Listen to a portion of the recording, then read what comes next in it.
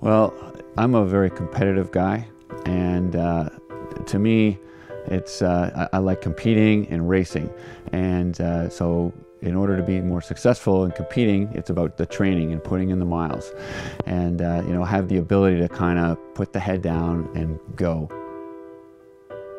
I started out as a competitive swimmer, so that was my thing that I did as a kid, and tried to make it to the Olympics and failed 3 times. But in the off season, in my swimming off season, I started getting into triathlon.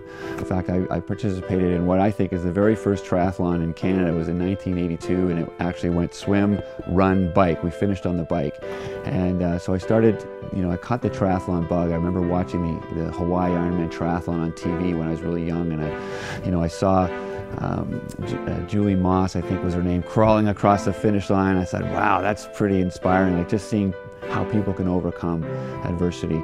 And I always said, I want to do that one day. So as I transitioned away from swimming and I did more and more triathlon, I got more serious about triathlon, and then participated at a fairly high level. I did the Ironman in Kona back in 1993. So all told, it's been at least 20 years in the cycling industry working, but even more than that when you consider the triathlons and the cycle commuting that I've always been doing also as a young person.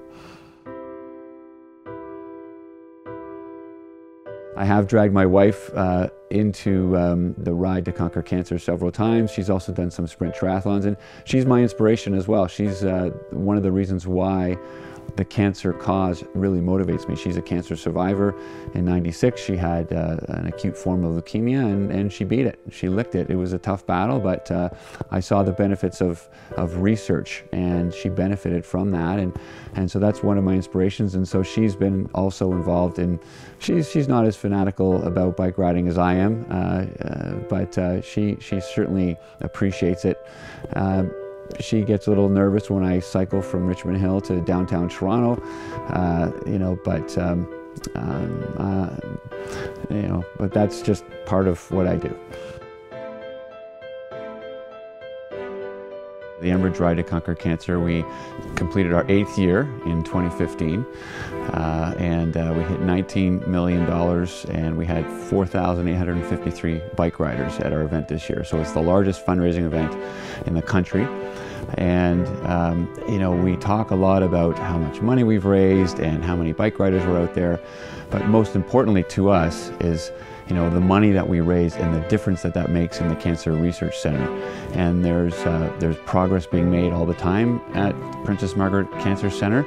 It's slow progress. It's not going to be an overnight discovery that's going to cure cancer, but it's going to be little baby steps. And so the funds that we raised will really help supercharge those efforts. Back to the bike ride specifically, 4,853 riders, and I would say at least 80 to 85% of them probably didn't even own a bike 5 to 10 years ago. And when you see all these people getting into bike riding and getting healthy and fit and doing an activity that they never thought they would be doing, it's a really warm feeling knowing that all these people are doing something very meaningful on their bicycles. And there's so many benefits of being on your bike, fundraising for cancer research at Princess Margaret, but then the personal benefits also of feeling good that you're doing something for the community and also for yourself at the same time.